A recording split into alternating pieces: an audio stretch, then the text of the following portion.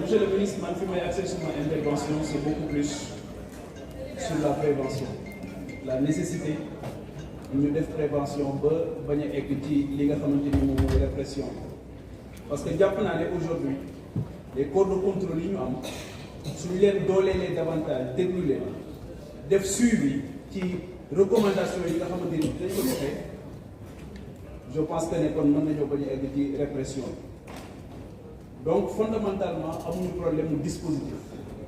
Et je salue aussi la formation des magistrats yi ñuy wax dolli leen xam-xam ci yenn répression yi ak yenn complexité yi nga xamante ni am na ci ni ñuy njublange yenn saa yi, mais le problème c'est pas encore les magistrats souvent. Le problème beaucoup plus c'est un problème de volonté politique. Ils font souvent correctement le travail, mais derrière dafay am un exécutif fort boo xamante ni moom mooy jël courbe bi souvent teg ko ci li nga xamante ni moom mooy yenn dossiers yi. mu nekk loo xamante ni aussi dafay feeñal leneen mooy l'humiliation qui est devenue une pathologie dans les relations politiques. Et humiliation boobu souvent justice la ñuy jëfandikoo pour def gis nañ fii ku taxaw génne liste 25 personnes doomu aadama dafa fort trop. Et c'est là où on interpelle les hommes politiques par rapport à la dignité humaine. Parce que mënoo xëy jël 25 personnes listé leen ne dañoo luubal alalu Sénégal et au finish on se rend compte que finalement c'était une justice politique. Donc 1981 bi ñuy def cour bi man boobu bokk naa ci ñi nga xamante ni gane guñ woon àdduna. 2012 ñu delloo si waat ko c'est parce que y a un problème, c'est un aveu d'échec. 2023 ñuy indiwaat beneen partie financière dañ koy changer.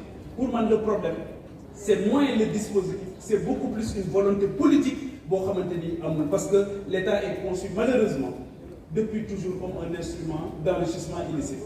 te lu ne fànn nag kenn du ko jeex ñun fi lañ nekk nous sommes des acteurs, kenn ku ci nekk yeewu nga gis koo xamante ni wóor na la ne alal di nekk ci loxoom bari na te ci nguur gi la ko jëlee position politique moom moo ko may te dara du ko ci fekk. Donc je pense que ne loolu war nañ ko xoolaat bu baax a baax. beneen bi nga xamante ni bëggoon naa ko wax monsieur le ministre, c'est aussi toujours par rapport au financement, parce que tudd nañ léegi parrainage bi. Mais monsieur le ministre, il faut que ñu xam ne démocratie aussi, la loi de la majorité souvent doit servir à protéger la minorité wala les minorités. Majorité, elle ne sert pas à écraser ni à casser, dafay protéger. Loolu moo tax ñu jàppale ci élection am na ñoo xamante ni bàyyi jàppale leen pour ñu bokk ci élection dafa bokk ci li participer à une certaine élévation de la parole dans l'espace public. Bu ñu bëggee dugg ci parrainage bi, démocratie censitaire bi nga doon wax léegi ne moom la ñu bañ ci bi ñu yóbboo caution bi ba 65 millions, mais le parrainage aussi coûte énormément d'argent parce qu'il faut parcourir le pays, lu ne di ci dugg lu ne di ko def pour mën quoi. Donc je pense que il faut aussi que ñu améliorer li nga xamante ni mooy système bi bay permettre ay candidatures indépendantes yoo xamante ni seen bokk ci élection moom mooy ëpp solo souvent ñeneen bokk ci élection.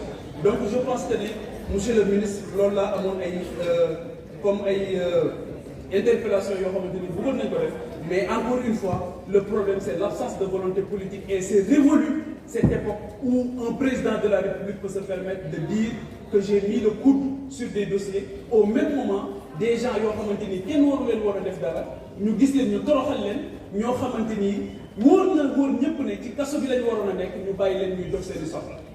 ñoo xamante ni sax dañuy def interdiction de sortie du territoire ñu gis devant tout le monde le président jël leen ci avion yóbbu leen. Donc cette volonté politique, et c'est ça. Autre chose nga xamante ni foofu laay jeexale mooy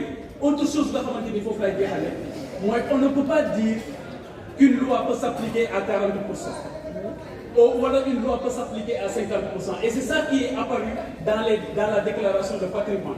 On a demandé au président de la République de fermer les yeux sur la déclaration de patrimoine, lui demandant qu'on pourrait appliquer une loi à 40%. C'est inadmissible que quelqu'un ne conseiller l'autre. Donc je pense que l'autre aussi, ça paraît important et que de dire encore une fois, nous n'avons encore se servir de la justice pour humilier les hommes, toroxal seen i doom, toroxal seen communauté, toroxal li nga xamante ni moom mooy seen i. Je pense que loolu c'est important.